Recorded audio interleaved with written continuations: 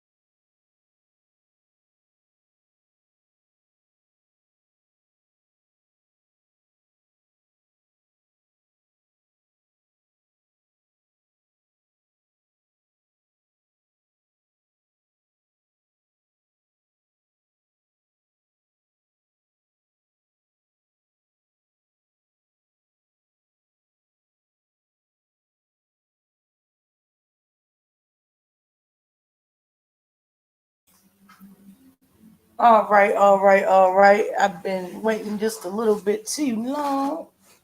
So what I'm about to do is start this up. Good morning, everybody. Thank you for tuning in. I am Madam 81, and I am here in honor of Black History Month to play the reading of the Willie Lynch letter.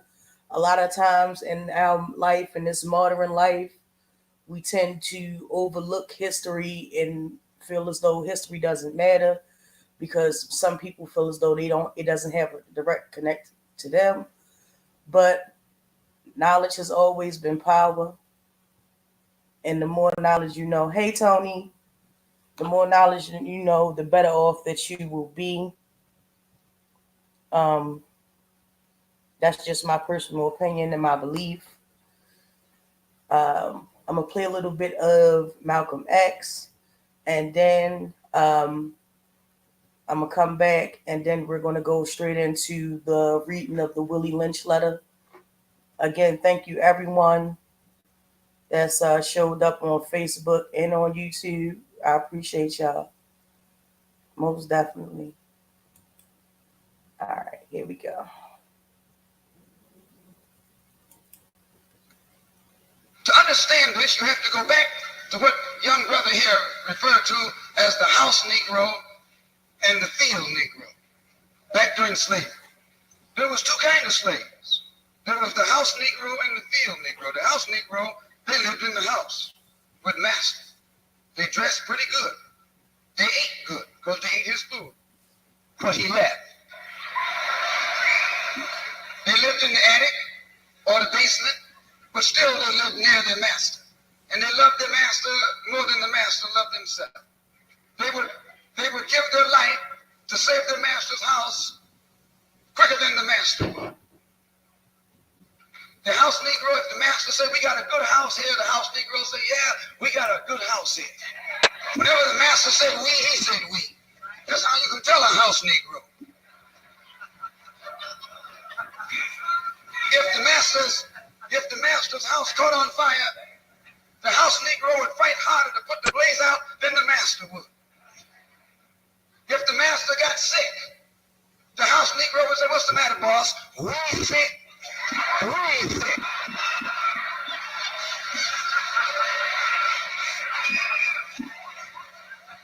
He identified himself with his master more than his master identified with himself.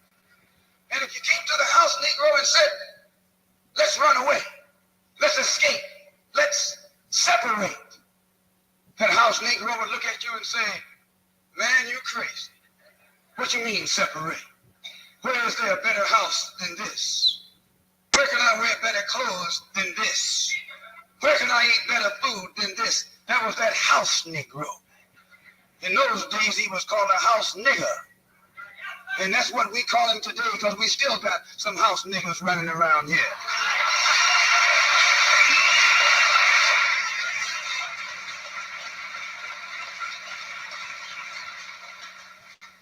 This modern house Negro loves his master. He wants to live near it. He'll pay 3 times as much as the house is worth just to live near his master. And then brag about, "I'm the only Negro out here."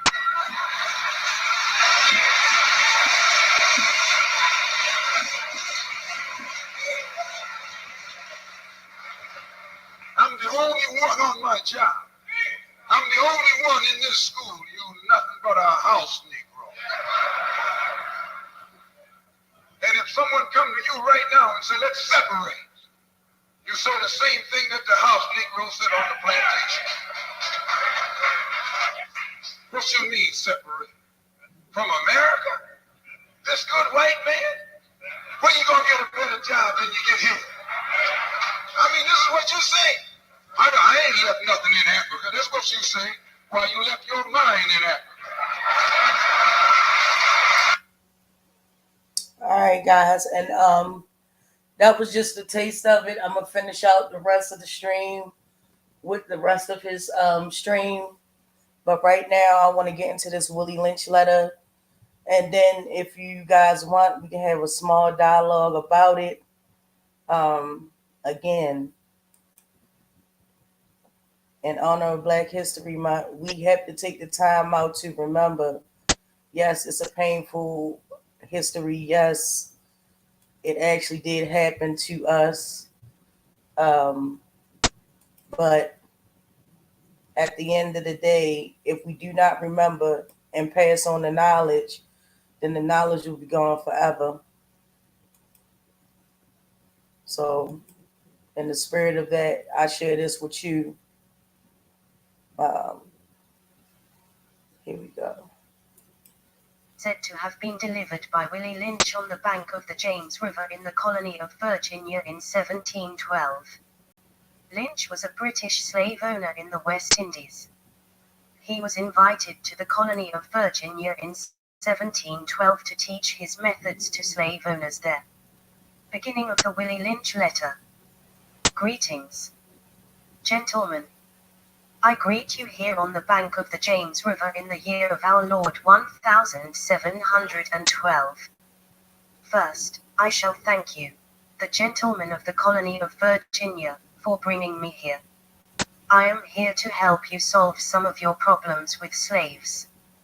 Your invitation reached me on my modest plantation in the West Indies, where I have experimented with some of the newest, and still the oldest, methods for control of slaves.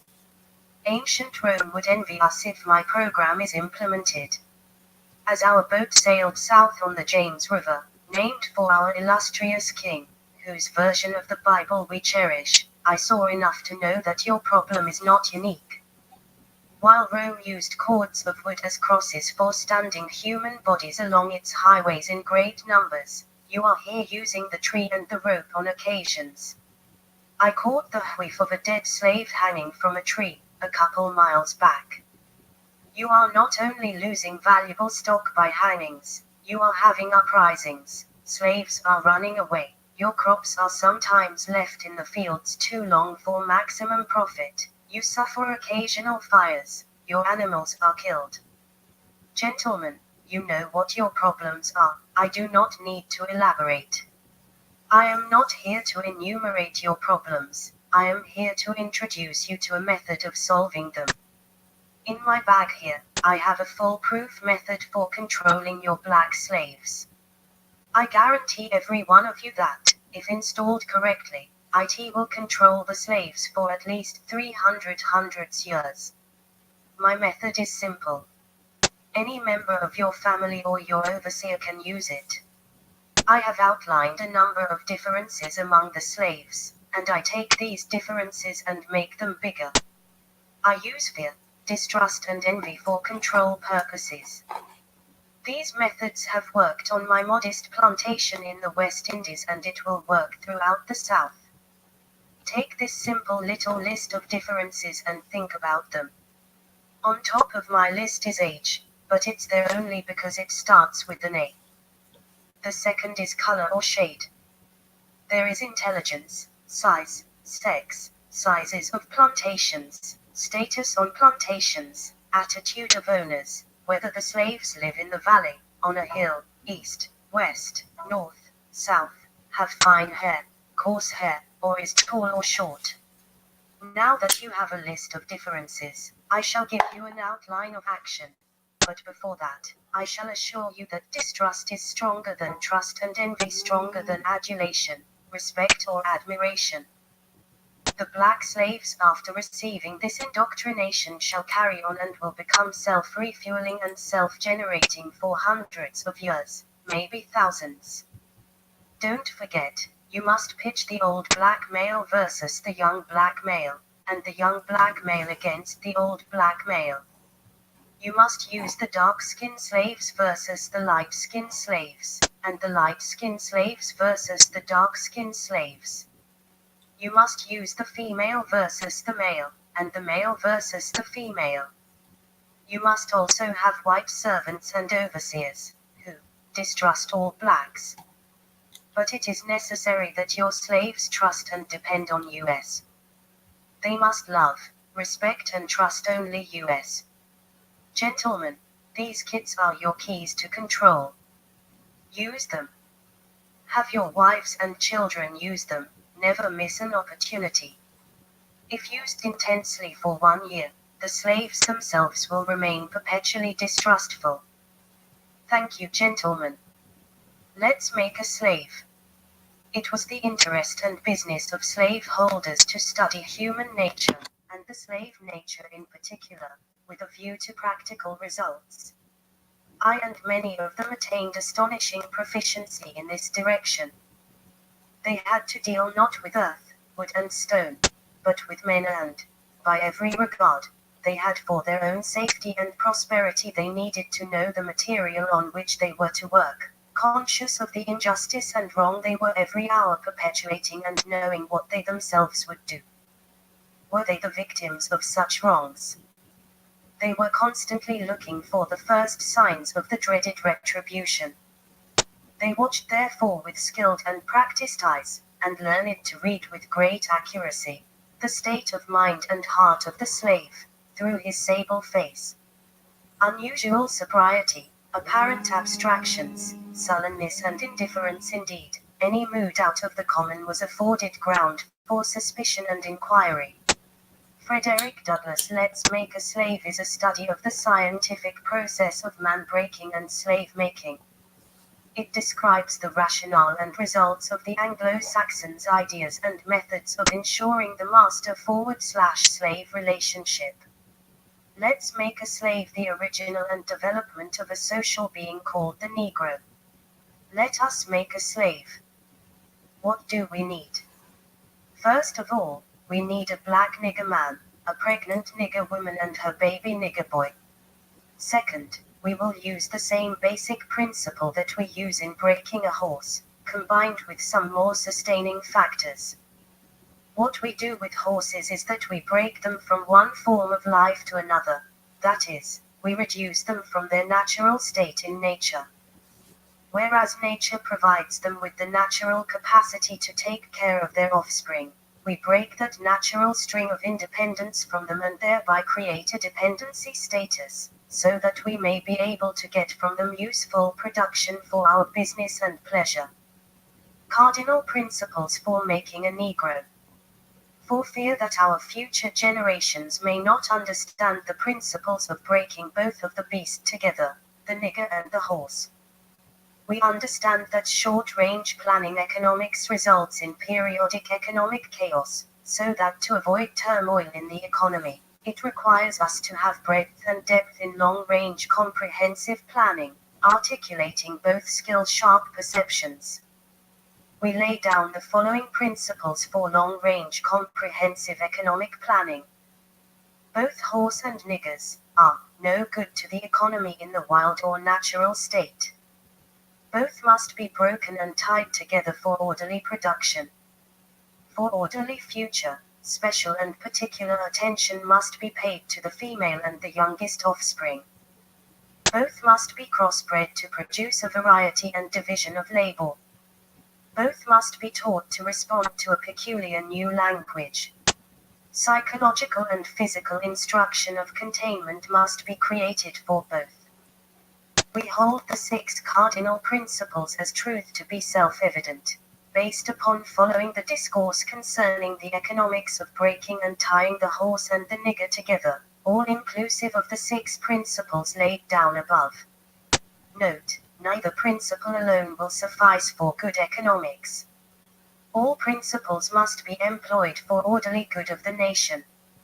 Accordingly, both a wild horse and a wild or nigger is dangerous even if captured, for they will have the tendency to seek their customary freedom and, in doing so, might kill you in your sleep. You cannot rest. They sleep while you are awake, and are awake while you are asleep. They are dangerous near the family house, and it requires too much labor to watch them away from the house. Above all, you cannot get them to work in this natural state. Hence, both the horse and the nigger must be broken, that is, breaking them from one form of mental life to another. Keep the body, take the mind. In other words, break the will to resist. Now the breaking process is the same for both the horse and the nigger, only slightly varying in degrees. But, as we said before, there is an art in long-range economic planning. You must keep your eye and thoughts on the female and the offspring of the horse and the nigger. A brief discourse in offspring development will shed light on the key to sound economic principles. Pay little attention to the generation of original breaking, but concentrate on future generation. Therefore, if you break the female mother, she will break the offspring in its early years of development, and when the offspring is old enough to work, she will deliver it up to you, for her normal female protective tendencies will have been lost in the original breaking process.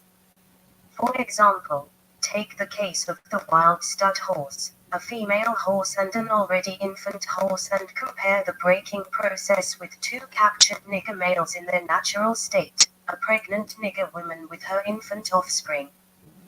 Take the stud horse, break him for limited containment. Completely break the female horse until she becomes very gentle, whereas you or anybody can ride her in her comfort. Breed the mare and the stud until you have the desired offspring. Then, you can turn the stud to freedom until you need him again.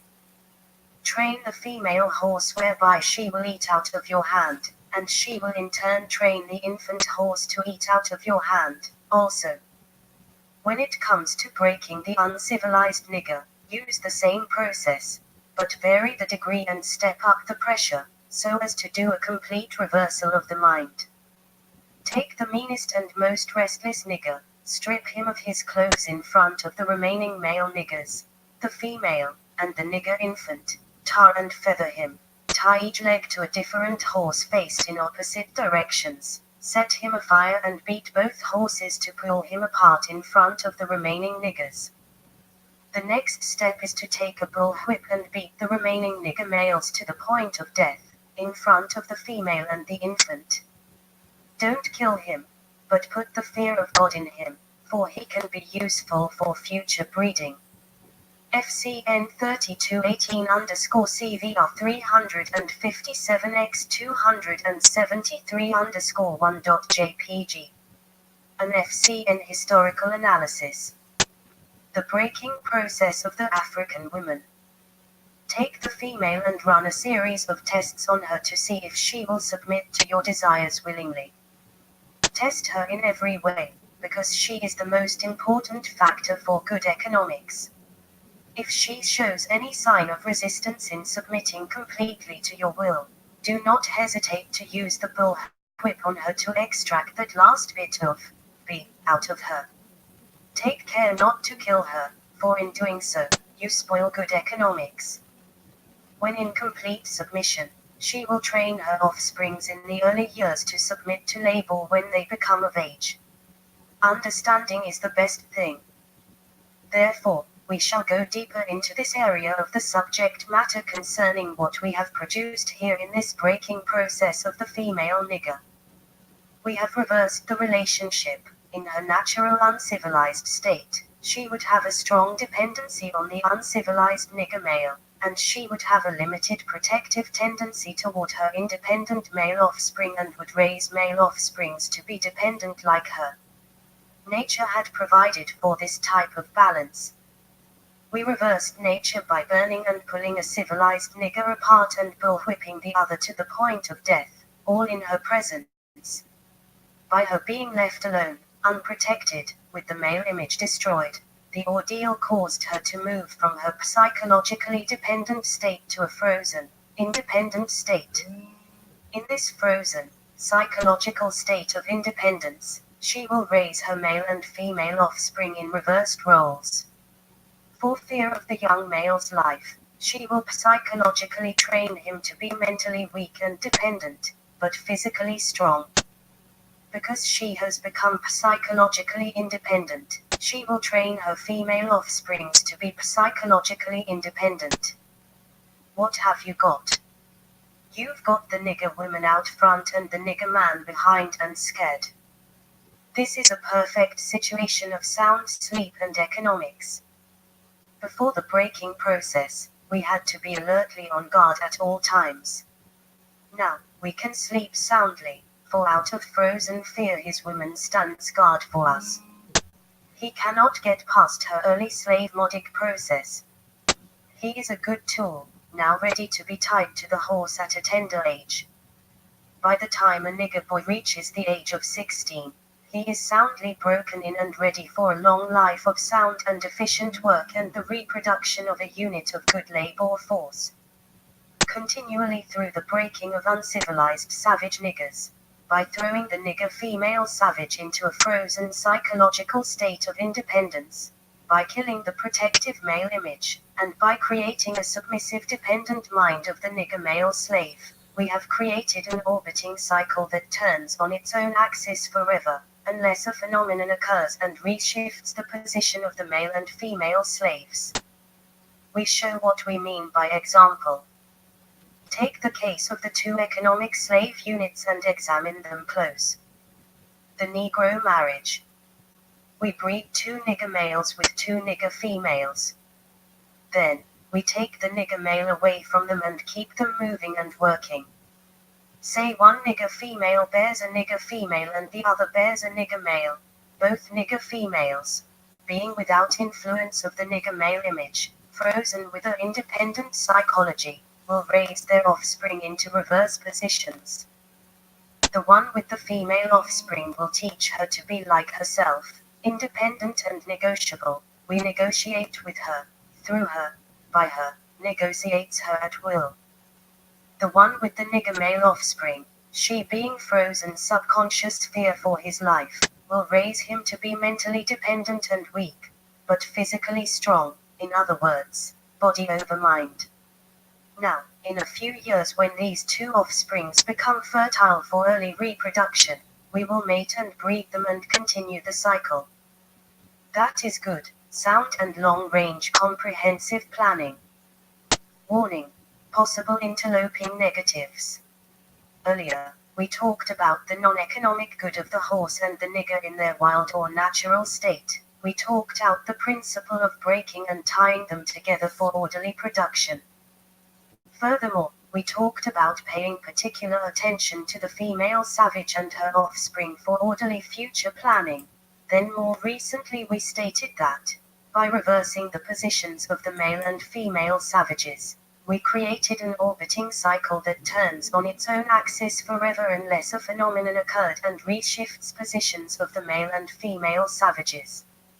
Our experts warned us about the possibility of this phenomenon occurring, for they say that the mind has a strong drive to correct and recorrect itself over a period of time if it can touch some substantial original historical base, and they advised us that the best way to deal with the phenomenon is to shave off the brute's mental history and create a multiplicity of phenomena of illusions, so that each illusion will twirl in its own orbit, something similar to floating balls in a vacuum. This creation of multiplicity of phenomena of illusions entails the principle of crossbreeding the nigger and the horse as we stated above, the purpose of which is to create a diversified division of labor, thereby creating different levels of labor and different values of illusion at each connecting level of labor. The results of which is the severance of the points of original beginnings for each sphere illusion. Since we feel that the subject matter may get more complicated as we proceed in laying down our economic plan concerning the purpose, reason and effect of crossbreeding horses and niggers, we shall lay down the following definition terms for future generations. Orbiting cycle means a thing turning in a given path. Axis means upon which or around which a body turns. Phenomenon means something beyond ordinary conception and inspires awe and wonder. Multiplicity means a great number. Means a globe. Crossbreeding a horse means taking a horse and breeding it with an ass and you get a dumb, backward, ass long-headed mule that is not reproductive nor productive by itself. Crossbreeding niggers mean taking so many drops of good white blood and putting them into as many nigger women as possible, varying the drops by the various tone that you want, and then letting them breed with each other until another circle of color appears as you desire. What this means is this: put the niggers and the horse in a breeding pot, mix some asses and some good white blood, and what do you get? You got a multiplicity of colors of ass backward, unusual niggers, running, tied to backward ass long-headed mules, the one productive of itself, the other sterile. The one constant, the other dying. We keep the nigger constant for we may replace the mules for another tool, both mule and nigger tied to each other, neither knowing where the other came from and neither productive for itself, nor without each other. Controlled language. Crossbreeding completed. For further severance from their original beginning, we must completely annihilate the mother tongue of both the new nigger and the new mule, and institute a new language that involves the new life's work of both. You know, language is a peculiar institution. It leads to the heart of a people. The more a foreigner knows about the language of another country, the more he is able to move through all levels of that society. Therefore, if the foreigner is an enemy of the country, to the extent that he knows the body of the language, to that extent is the country vulnerable to attack or invasion of a foreign culture. For example, if you take a slave, if you teach him all about your language, he will know all your secrets, and he is then no more a slave, for you can't fool him any longer. And being a fool is one of the basic ingredients of any incidents to the maintenance of the slavery system. For example, if you told a slave that he must perform in getting out our crops and he knows the language well, he would know that our crops didn't mean our crops and the slavery system would break down, for he would relate on the basis of what our crops really meant. So you have to be careful in setting up the new language, for the slaves would soon be in your house, talking to you as man to man, and that is death to our economic system. In addition, the definitions of words or terms are only a minute part of the process. Values are created and transported by communication through the body of the language. A total society has many interconnected value systems. All the values in the society have bridges of language to connect them for orderly working in the society. But for these language bridges, these many value systems would sharply clash and cause internal strife or civil war, the degree of the conflict being determined by the magnitude of the issues or relative opposing strength in whatever form. For example, if you put a slave in a hog pen and train him to live there and incorporate in him to value it as a way of life completely, the biggest problem you would have out of him is that he would worry you about provisions to keep the hog pen clean, or the same hog pen and make a slip and incorporate something in his language whereby he comes to value a house more than he does his hog pen. You got a problem. He will soon be in your house. Additional note, Henty Berry, speaking in the Virginia House of Delegates in 1832, described the situation as it existed in many parts of the South at this time. We have, as far as possible, closed every avenue by which light may enter there, the slaves' minds. If we could extinguish the capacity to see the light, our work would be complete. They would then be on a level with the beasts of the field and we should be safe. I am not certain that we would not do it, if we could find out the process and that on the plea of necessity. From Brown America, The Story of a New Race by Edwin R. Embry. 1931 The Viking Press. Concerning the economics of breaking and tying the horse and the nigger together, all inclusive of the 6 principles laid down above. Note, neither principle alone will suffice for good economics. All principles must be employed for orderly good of the nation. Accordingly, both a wild horse and a wild or nigger is dangerous even if captured, for they will have the tendency to seek their customary freedom and, in doing so, might kill you in your sleep. You cannot rest. They sleep while you are awake, and are awake while you are asleep. They are dangerous near the family house and it requires too much labor to watch them away from the house. Above all, you cannot get them to work in this natural state. Hence, both the horse and the nigger must be broken, that is breaking them from one form of mental life to another. Keep the body, take the mind. In other words, break the will to resist. Now the breaking process is the same for both the horse and the nigger, only slightly varying in degrees. But, as we said before, there is an art in long-range economic planning. You must keep your eye and thoughts on the female and the offspring of the horse and the nigger. A brief discourse in offspring development will shed light on the key to sound economic principles. Pay little attention to the generation of original breaking, but concentrate on future generation. Therefore, if you break the female mother, she will break the offspring in its early years of development, and when the offspring is old enough to work, she will deliver it up to you, for her normal female protective tendencies will have been lost in the original breaking process. For example, take the case of the wild stud horse, a female horse and an already infant horse, and compare the breaking process with 2 captured nigger males in their natural state, a pregnant nigger woman with her infant offspring. Take the stud horse, break him for limited containment. Completely break the female horse until she becomes very gentle, whereas you or anybody can ride her in her comfort. By Willie Lynch on the bank of the James River in bodies along its highways in great numbers. You are here using the tree and the rope on occasions. I caught the whiff of a dead slave hanging from a tree, a couple miles back. You are not only losing valuable stock by hangings, you are having uprisings, slaves are running away, your crops are sometimes left in the fields too long for Okay, so it's repeating itself. I'm not sure why that is, but I'm gonna go on and continue.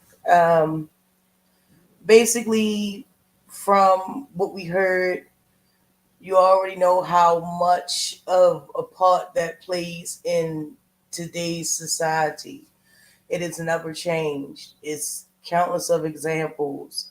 Um, the Hood Section 8 program, which is basically geared to take the man out of the house, you know, and to give a woman a sense of independence, which is nothing wrong with having a sense of independence. But for them to think that, okay, well, I don't need him, you know, child support, another thing. Um, Males were bred with females.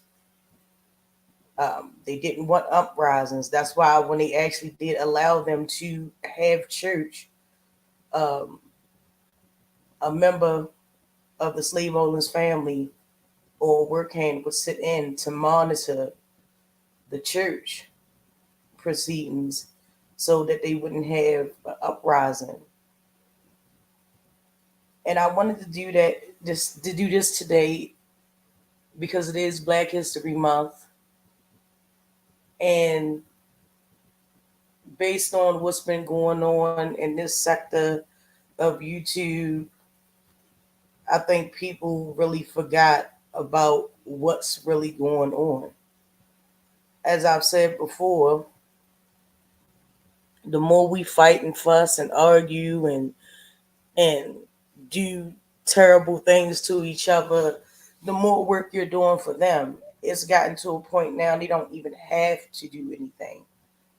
Um, if you didn't join my stream earlier on, I did play a snippet from Malcolm X. I am going to play the rest of that.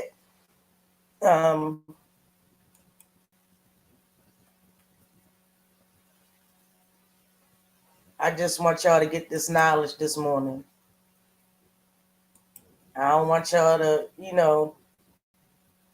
go without a day and not remember everything that has happened. I mean, just recently you had a star, um, Nicki Minaj, totally referred to um, her rap rivals and people that didn't like her as Rosa Parks, and told them to get up from the bus. And if you don't know what the significance of that is, then I don't know what to tell you. Granted, there were other women before her that did the same thing, but Rosa Parks was the one that got the notoriety. Why? I have no idea. But she was most definitely not the first, and she definitely wasn't the last. So, with that being said, I'm about to get into the rest of this Malcolm X. And then after the Malcolm X, I will come back and we can have dialogue.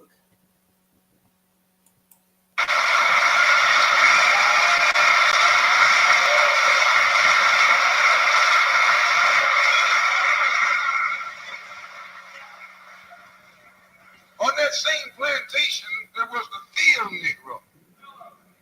The field Negro, those were the masses.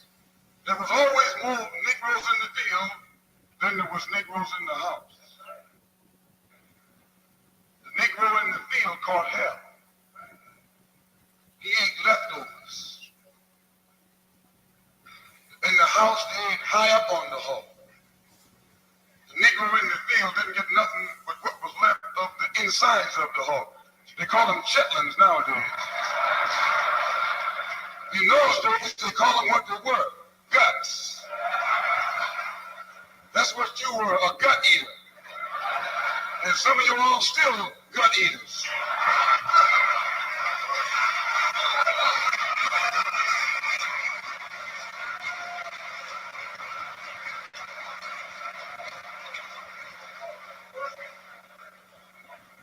The field Negro was beaten from morning till night. He lived in a shack, in a hut. He wore cast-off clothes. And he hated his master.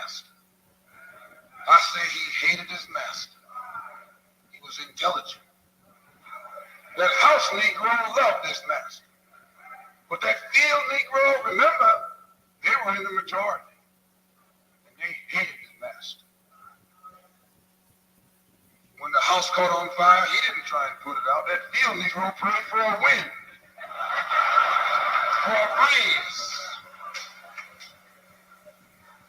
When the master got sick, the field Negro prayed that he died. When someone come to the field Negro and said, let's separate, let's run, he didn't say, where are we going? He said, any place is better than here.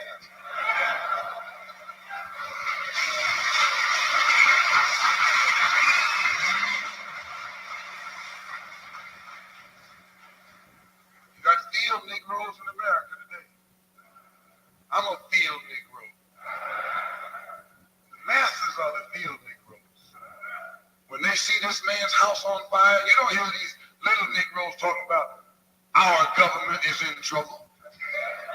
They say the government is in trouble.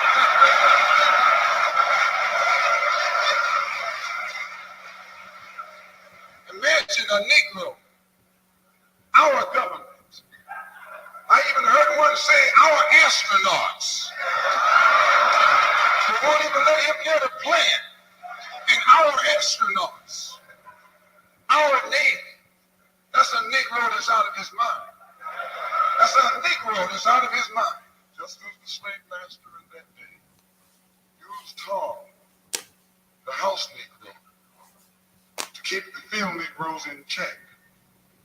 The same old slave master today has Negroes who are nothing but modern Uncle Toms, 20th century Uncle Toms, to keep you and me in check, keep us under control, keep us passive and peaceful and non-violent. That's Tom making you non-violent. It's like when you go to the dentist and the man is going to take your tooth. You're going to fight him when he starts pulling. So they squirt some stuff in your jaw called Novocaine to make you think they're not doing anything to you. So you sit there and because you got all that Novocaine in your jaw, you suffer peacefully.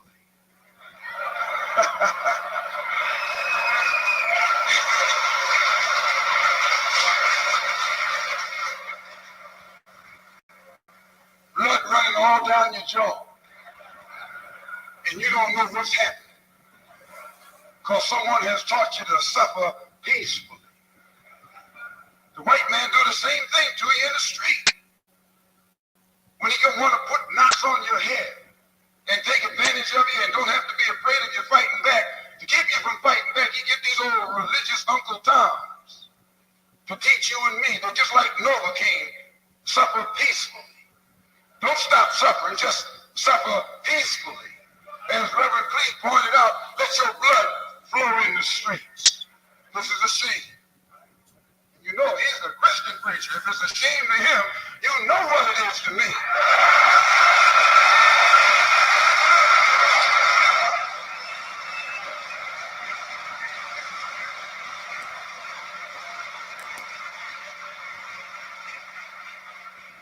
There's nothing in our book, the Quran, as you call it, Quran, teaches us to suffer peacefully.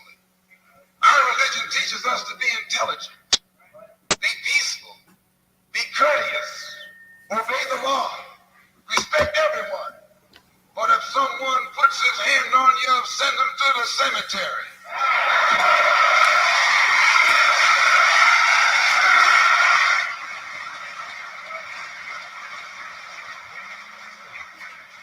That's a good religion.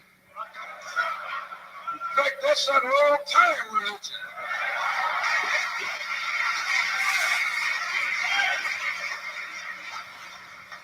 That's the one that Ma and Pa used to talk about.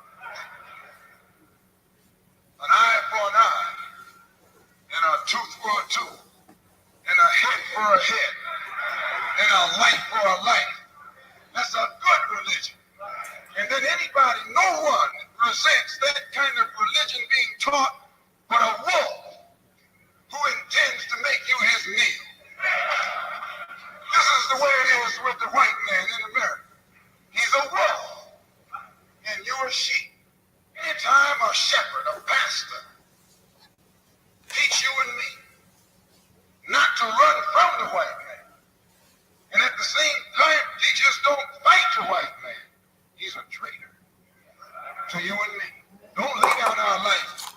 by itself. No. Preserve your life. It's the best thing you got. And if you got to give it up, let it be even Steven.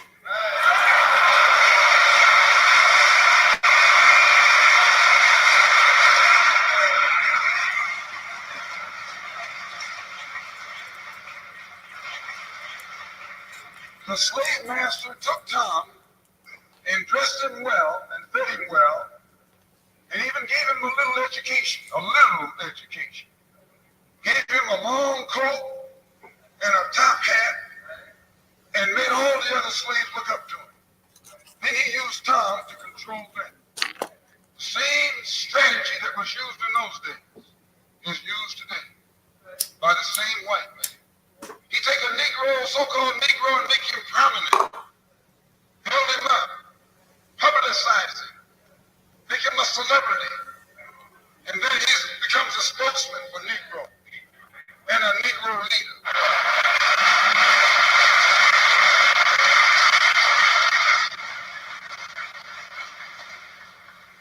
Now, I would like to just mention one thing else quickly, and that is the method that the white man uses, how the white man uses these big guns or Negro leaders against the Black Revolution. They're not a part of the Black Revolution. They're used against the Black Revolution. When Martin Luther King failed to desegregate Albany, Georgia, the civil rights struggle in America reached its low point. King became bankrupt almost as a leader. Plus, even financially, the Southern Christian Leadership Conference was in financial trouble. Plus, it was in trouble, period, with the people when they failed to desegregate Albany, Georgia. Other Negro civil rights leaders of so-called national stature became fallen idols. As they became fallen idols, began to lose their prestige and influence, local Negro leaders began to stir up the masses. In Cambridge, Maryland, Gloria Richardson. In Danville, Virginia, and other parts of the country, local leaders began to stir up our people at the grassroots level. This was never done by these Negroes whom you recognize of national stature. They controlled you, but they never incited you or excited you. They controlled you, they contained you, they kept you on the plantation. As soon as King failed in Birmingham, Negroes took to the streets. King got out and went out to California to a big rally and raised about, I don't know how many thousands of dollars. Come to Detroit and had a march and raised some more thousands of dollars. And recall, right after that, Wilkins attacked King, accused King and the Corps of starting trouble everywhere and then making the NAACP get him out of jail and spend a lot of money, and then he accused King and Corps of raising all the money and not paying it back. This happened. I got it in documented evidence in the newspaper. Roy started attacking King, and King started attacking Roy, and farmers started attacking both of them. And as these Negroes of national stature begin to attack each other, they begin to lose their control of the Negro masses. And Negroes was out there in the streets. They was talking about we're going to march on Washington. By the way, right at that time, Birmingham had exploded, and the Negroes in Birmingham, remember, they also exploded. They began to stab the crackers in the back and bust them upside the head. Yes, they did. That's when Kennedy sent in the troops down in Birmingham. So, and right after that, Kennedy got on the television and said, this is a moral issue. That's when he said he's going to put out a civil rights bill. And when he mentioned the civil rights bill and the Southern crackers started talking about they were going to boycott it or filibuster, then the Negroes started talking about what? We're going to march on Washington, march on the Senate, march on the White House, march on the Congress, and tie it up, bring it to a halt. Don't let the government proceed. They even said they were going to go out to the airport and lay down on the runway and don't let no airplanes land. I'm telling you what they said. That was revolution. That was revolution. That was the Black Revolution. It was the grassroots out there in the street. Scared the white man to death. Scared the white power structure in Washington, D.C. to death. I was there. When they found out that this black steamroller was going to come down on the Capitol, they called in Wilkins. They called in Randolph. They called in these national Negro leaders that you respect and told them, call it off. Kennedy said, look, y'all letting this thing go too far. And old Tom said, boss, I can't stop it because I didn't start it.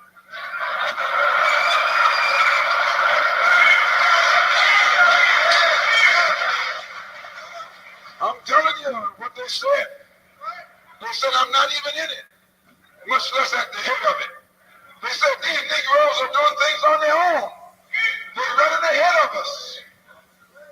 And that old shrewd fox, he said, well, if you all aren't in it, I'll put you in it. I'll put you at the head of it. I'll endorse it. I'll welcome it. I'll help it. I'll join it. A matter of hours went by. They had a meeting at the Carlisle Hotel in New York City. The Carlisle Hotel is owned by the Kennedy family. That's the hotel Kennedy spent the night at 2 nights ago. Belongs to his family. A philanthropic society headed by a white man named Stephen Curry called all the top civil rights leaders together at the Carlisle Hotel and told them that by you all fighting each other, you're destroying the civil rights movement. And since you're fighting over money from white liberals, let us set up what's known as the Council for United Civil Rights Leadership. Let's form this council, and all the civil rights organizations will belong to it. And we'll use it for fundraising purposes. Let me show you how tricky the white man is. And as soon as they got it formed, they elected Whitney Young as the chairman. And who do you think became the co-chairman? Stephen Curry, the white man. A millionaire. Powell was talking about it down at the Cobo today. This is what he was talking about. Powell knows it happened. Randolph knows it happened. Wilkins knows it happened. King knows it happened. Every one of that so-called Big Six. They know what happened.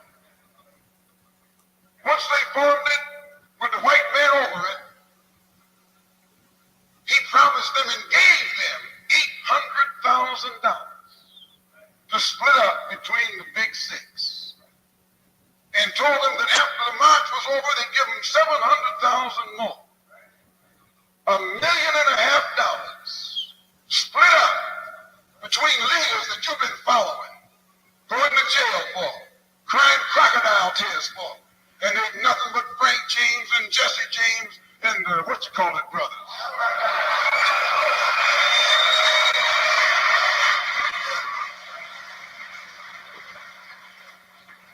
Soon as they got the setup organized, the white men made available to them top public relations experts.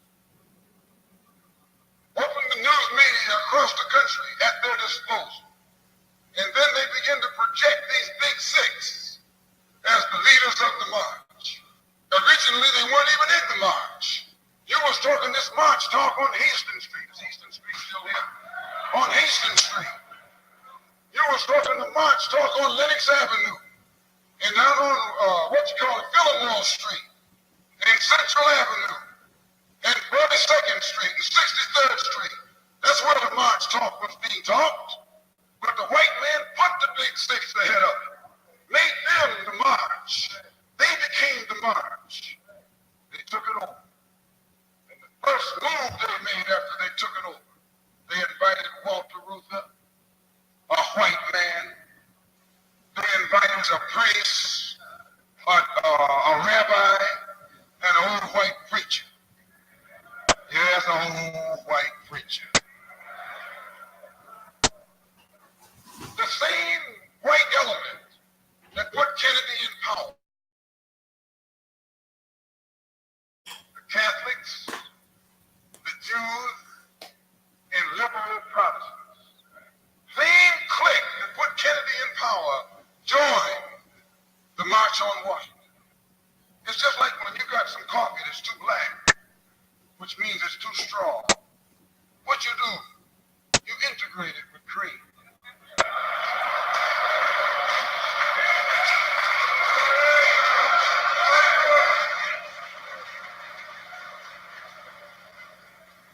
You make it weak.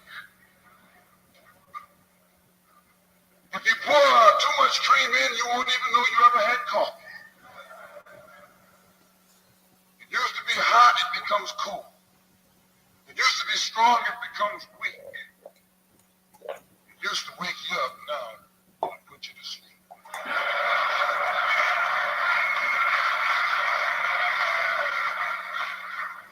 This is what they did with the March on Washington. They joined it. They didn't integrate it, they infiltrated it. They joined it, became a part of it, took it over. And as they took it over, it lost its militancy. They ceased to be angry.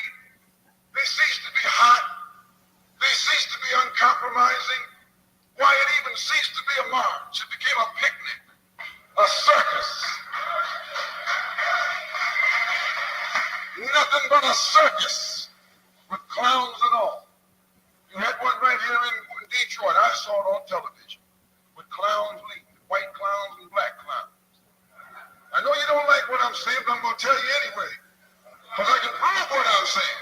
If you think I'm telling you wrong, you bring me Martin Luther King and A. Philip Randolph and James Farmer and those other three, and see if they'll deny it over the microphone. No, it was a sellout. It was a takeover. When James Baldwin came in from Paris, they wouldn't let him talk because they couldn't make him go by the script. Burt Lancaster wrote the speech that Baldwin was supposed to make. They wouldn't let Baldwin get up there because they know Baldwin was liable to say anything. They controlled it so tight, they told those Negroes what time to hit town, how to come, where to stop,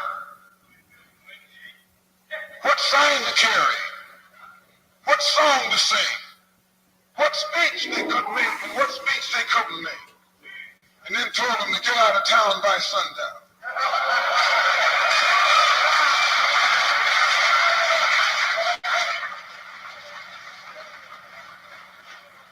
And every one of those toms were out of town by sundown.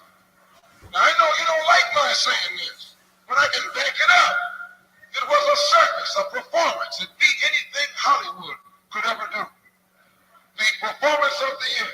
Luther and those other three devils should get a Academy Award for the best actors because they acted like they really loved Negroes and fooled a whole lot of Negroes.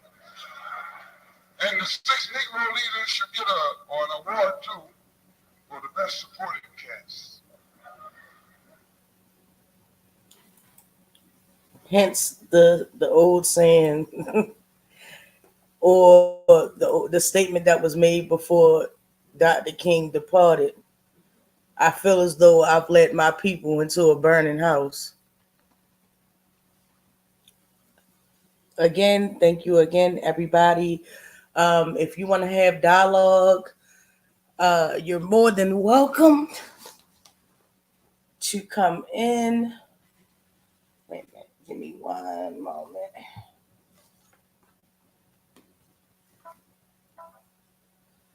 Let me get that invite so I can drop it in the chat really quick.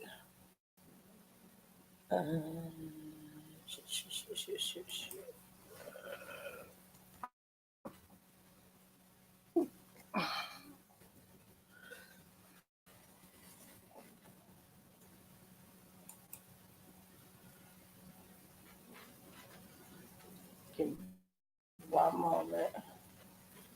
And the thing about this is a lot of people forget that they think that this still doesn't exist. Like this still isn't going on. This sector alone is proof of this very thing. The house nigga versus the field niggas.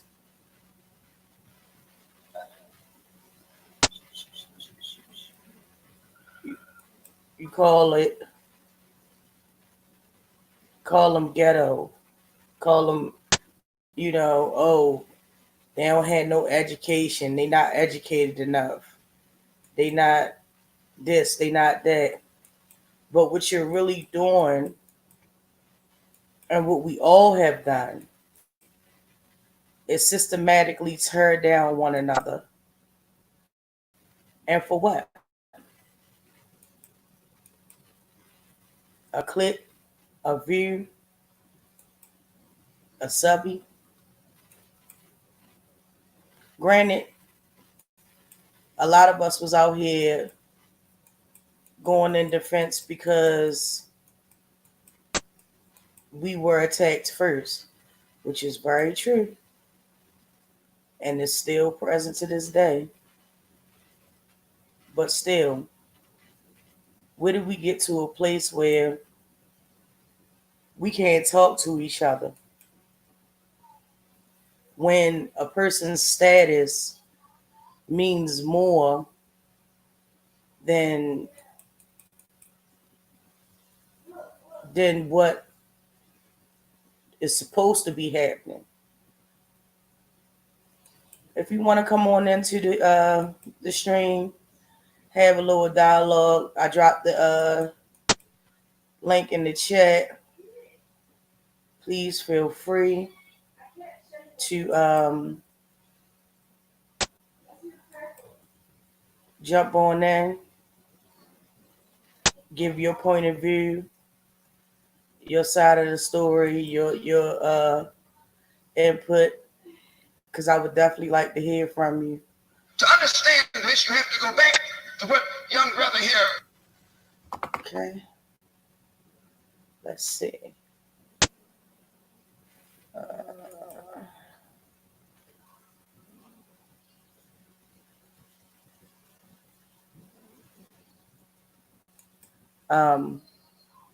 I plan on doing a lot more videos in regards to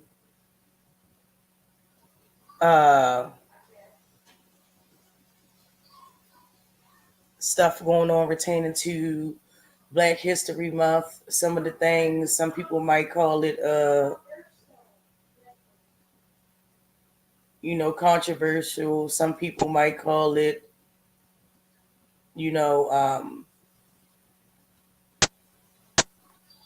just stirring the pot, but there's truth in everything. And if you fail to realize and not realize that as human beings we're being used,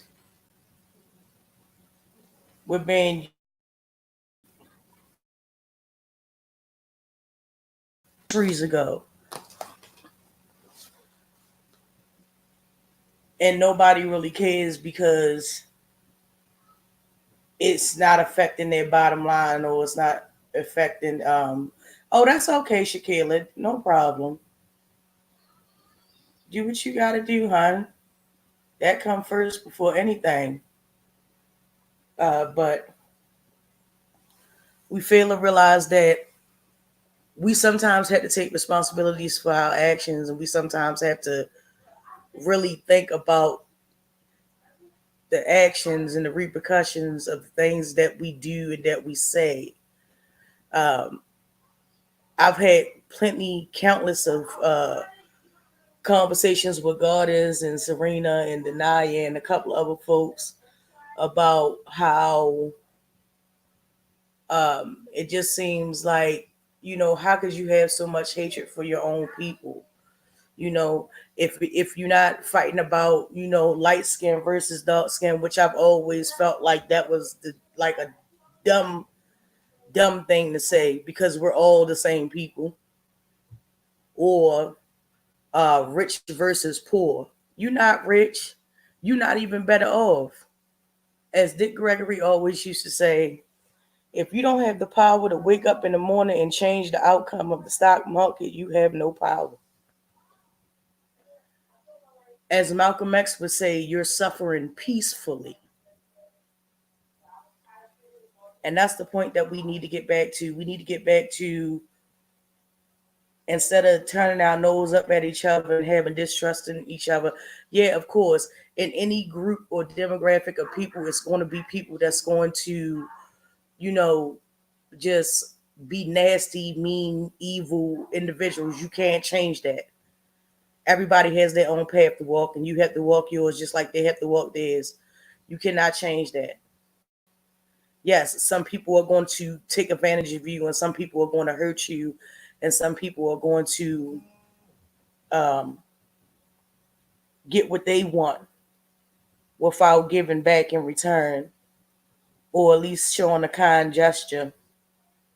But one thing I do know for certain, karma is everywhere, and karma comes to everybody. I don't care how big or how small. Trust me, it's going to come to you. And it's always this thing. We don't like each other. We beef with each other. Rumors, lies, the doxing, everything. It's the same thing, but it's just a modern version of it.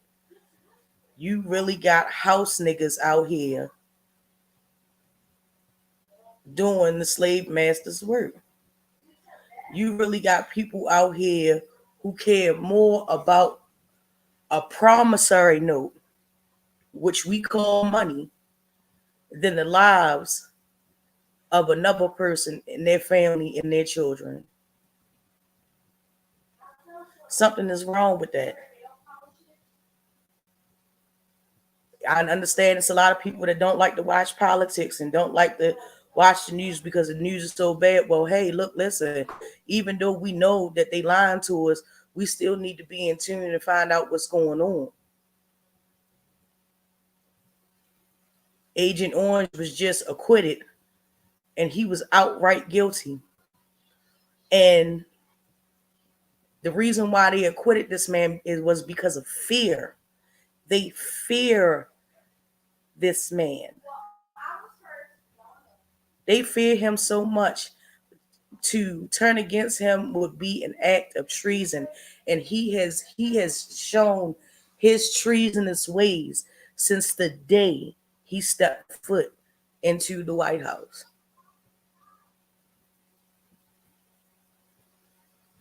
But nobody cares because it doesn't directly affect them.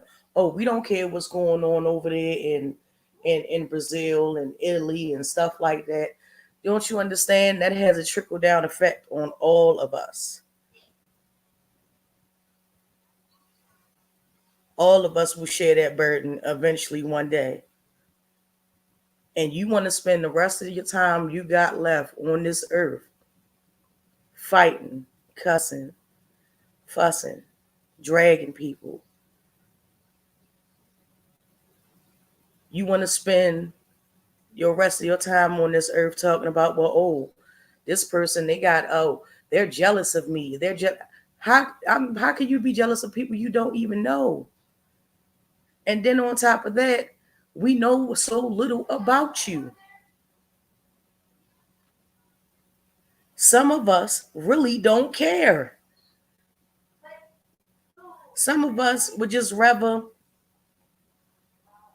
chill, not worried about nothing that's going on, not tripping about nothing that's going on. We just trying to live our best lives like everybody else.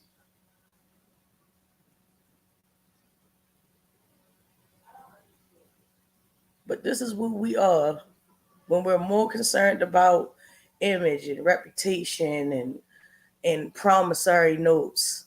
There has not been real money since the gold standard left. There has not been any real wealth since the gold standard was abandoned.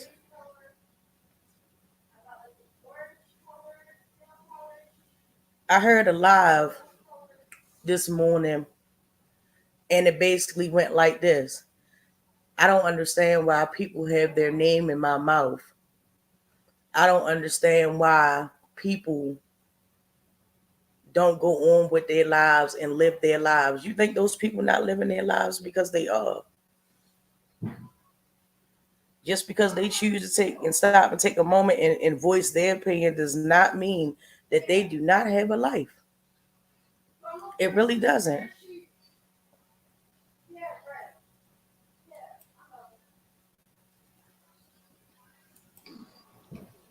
How you doing?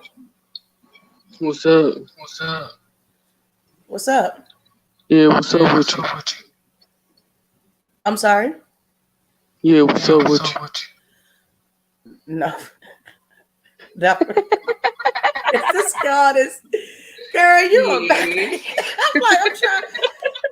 I'm trying to read the name out and stuff like that. I'm like, hold up, is this a troll? I'm ready. I'm ready for it. I'm not yeah, and I'm just like, man, like at some point you got to get tired of this. You can't think that everybody jealous of you, honey. I've lived 38 years on this earth and have strived and survived and supported my family, and my family has supported me in turn. And trust me, I was doing just fine before you showed up. That's because they based in their worth off of the internet. Honey. Honey, your worth goes as far as your clicks and views. Honey, if you a fool with money, you gonna be a fool. If you was a fool without money, you gonna be a fool with money. Period. That's what I think. Because ain't no way you gonna sit here and tell me that that's more important than a person's life. I'm sorry. This house nigga field nigga thing is still a real thing, people. It is still a real thing. And I would rather be a slave, a field nigga, than a house nigga any day. I'm sorry. I'm gonna run. But like her, yeah, what we gonna do? Right, exactly. I'll meet you over there, over yonder. But you know what though? I thought about it earlier. I think that we should make our own sector. Yeah, we should definitely do something different. I mean, it's not like, all right, this is cool and this, that, and the third. But I'm just kind of to the point right now to where as though, okay, we clearly defending ourselves, and we clearly have been defending ourselves against people.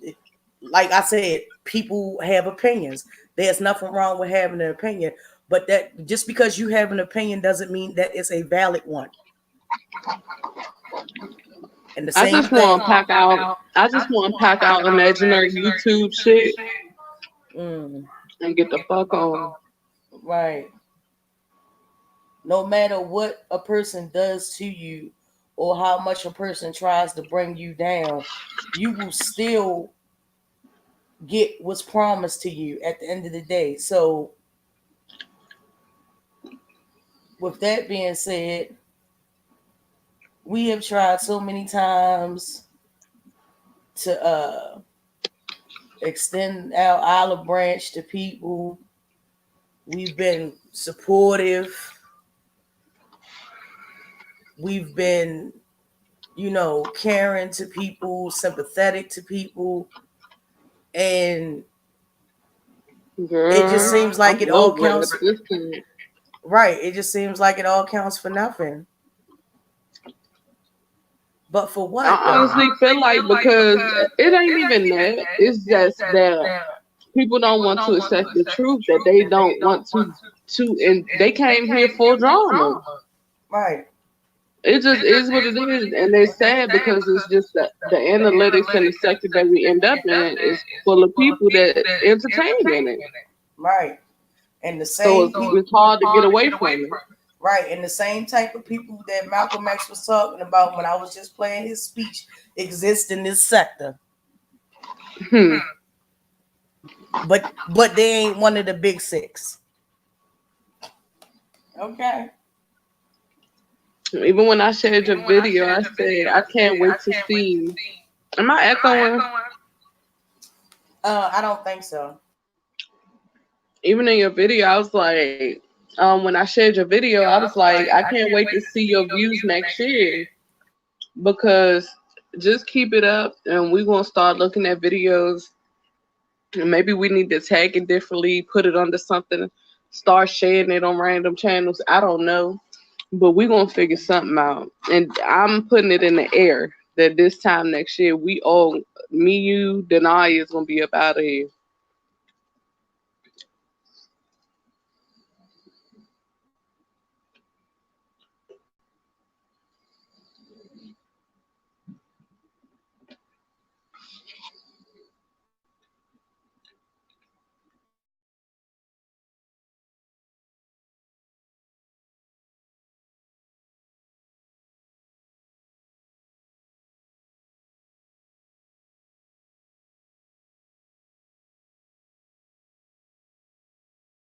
If you talking, I can't hear you.